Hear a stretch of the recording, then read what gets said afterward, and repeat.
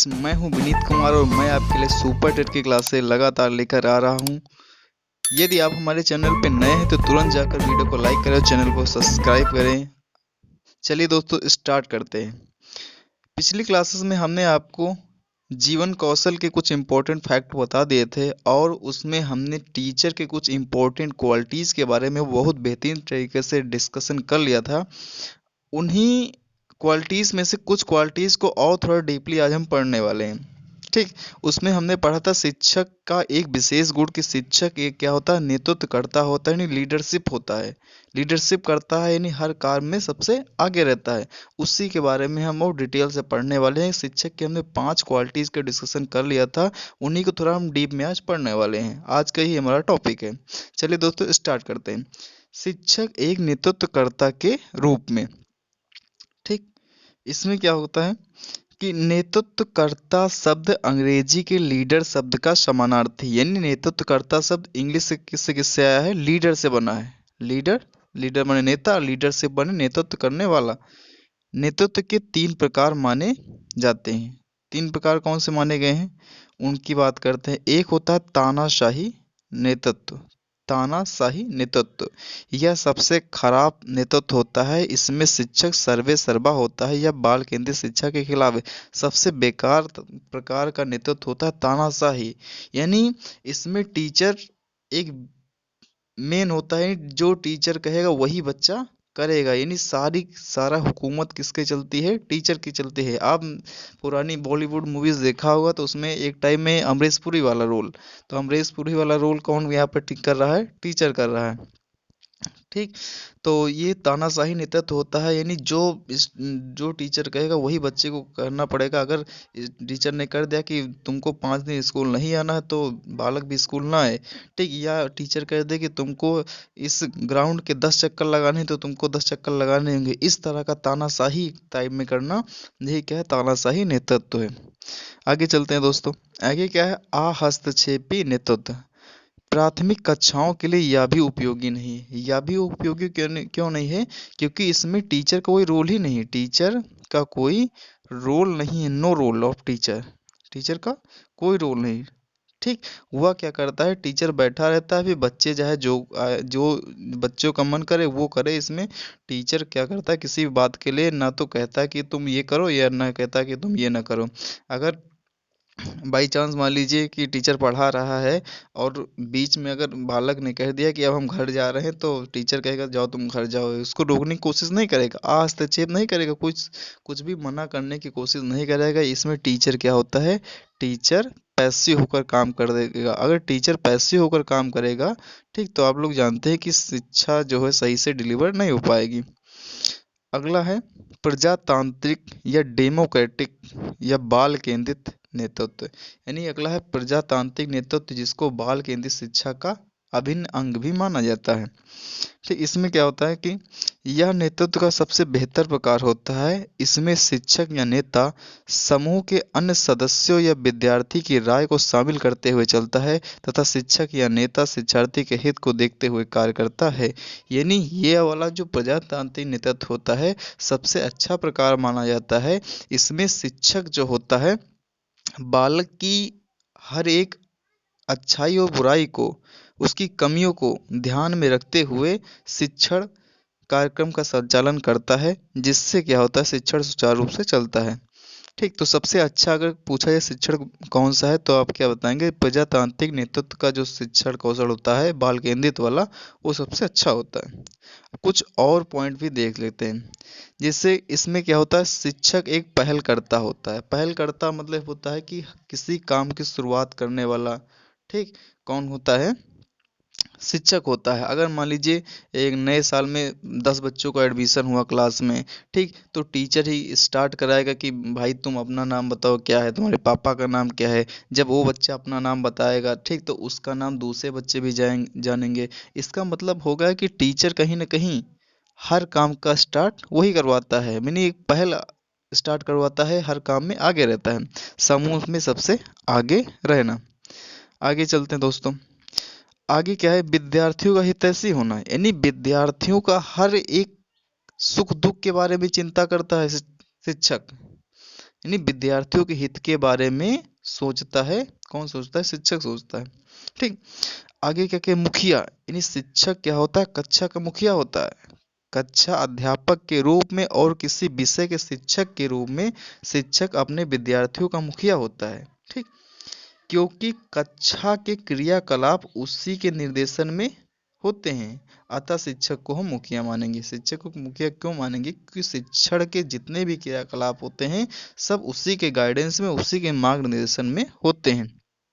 ठीक। आगे चलेंगे। शिक्षक एक सहायक कर्ता होता है, यानी हेल्पर होता है, हर काम में बालक की मदद करता है। समूह का संचालन करना, शिक्षक अपने विद्यार्थियों को समूह में सीखने का मौका देता है। यानी समूह का संचालन करने का मतलब हो गया कि शिक्षक क्या होता है? बालकों को ग्रुप में सिखाने के लिए प्रेरित करता है, जिससे क्या होता है कि बालक एक दूसरे को देखकर काफी ज्यादा चीजें सीख जाते हैं। अगला, संप्रेषण करता।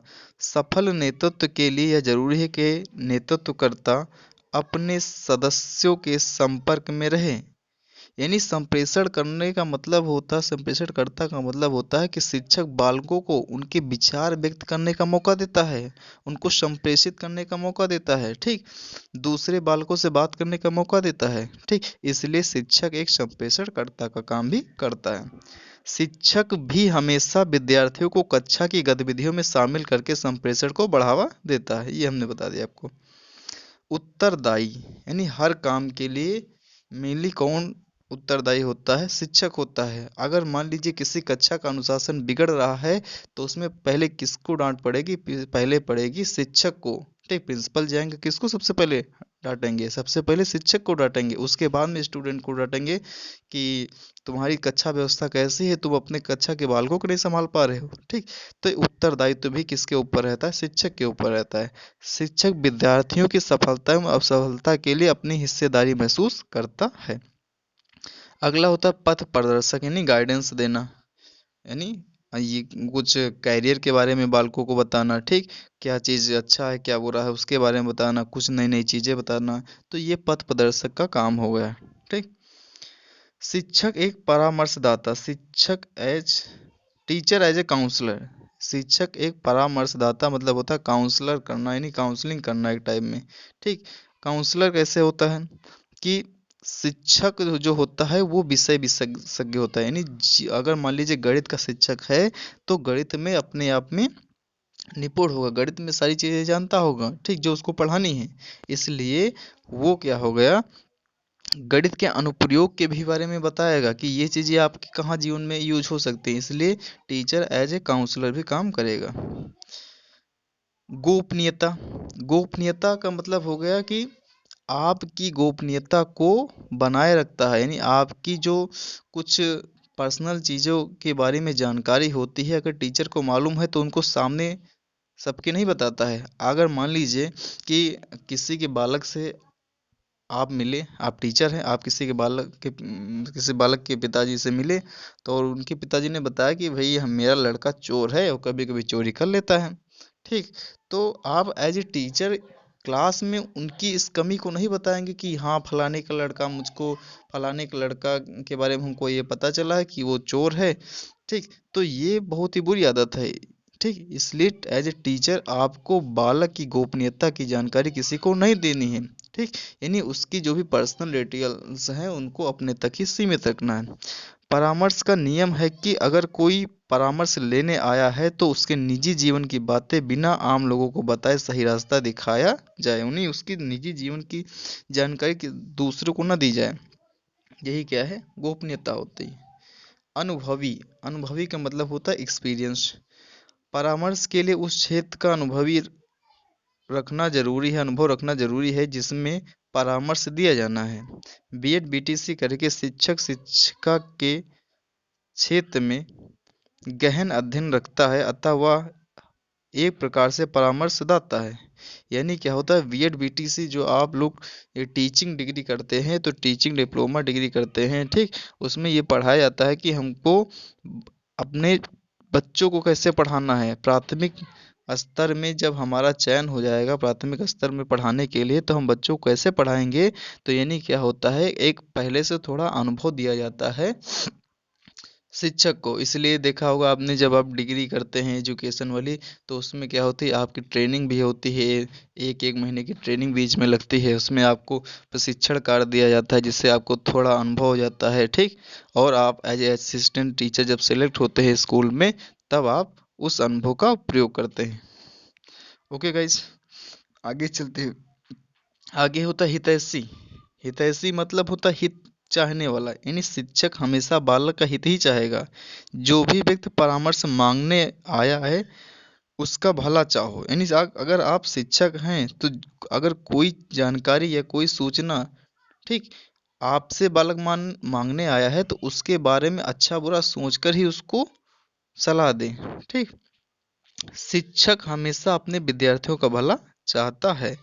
अगर 1-2% शिक्षक हम छोड़ दें, बाकी तो 99% शिक्षक जो होते हैं हमेशा अपने विद्यार्थियों का अच्छा ही सोचते हैं। सलाहकर्ता, यानी शिक्षक क्या होता है, एक सलाहकर्ता होता है। समस्या समाधान करता है, यानी समस्या समाधान करता का मतलब हो गया कि बालकों की प्रॉब्लम को सॉल्व करने वाला, ठीक। शिक्षक एक मार्गदर्शक के रूप में कैसे काम करता है, उसको हम पढ़ने वाले हैं। एक मनोवैज्ञानिक है डेविज। डेविज ने क्या कहा है कि मार्गदर्शक एक शिक्षक द्वारा वह कार्य है जो विद्यार्थियों को प्रेरित, प्रोत्साहित एवं उत्तेजित करता है, जो सीखने के उद्देश्यों को प्राप्त करने में आसान बनाता है। अच्छा, उसके बाद में मार्गदर्शक के रूप में शिक्षक कैसे इम्पोर्टेंट रोल प्ले करता है, उसको हम देखेंगे। कि शिक्षक जो होता है मार्ग का ज्ञाता होता है, यानी क्या चीज़ शिक्षक को पढ़ानी होती है उसके बारे में शिक्षक पहले से जानता है, ठीक। लक्ष्य की तरफ ले जाने वाला, लक्ष्य की तरफ ले जाने वाली, यानी जो भी टीचर को पढ़ाना है उसको पहले से पता होगा कि हम ऐसे ऐसे पढ़ाएंगे, तब हमारा इस डायरेक्शन में हम जा पाएंगे, ठीक। अगर मान लीजिए किसी बालक को वैज्ञानिक बनाना है, तो उसको साइंस से रिलेटेड जानकारी देंगे, ठीक। तभी वो वैज्ञानिक बन पाएगा। वो नहीं कि उसको ये बताओ कि टेक्नोलॉजी के बारे में बताना चाहोगे, तो टेक्नोलॉजी के बारे में अगर बताना चाहोगे तो वो तो टेक्नोलॉजी के क्षेत्र में जाएगा ना, आईटी के क्षेत्र में जाएगा। फिर वो साइंस के क्षेत्र में नहीं जाएगा। उसको आप साइंस के बारे में बताइए, तब वो जाकर एक वैज्ञानिक बन पाएगा।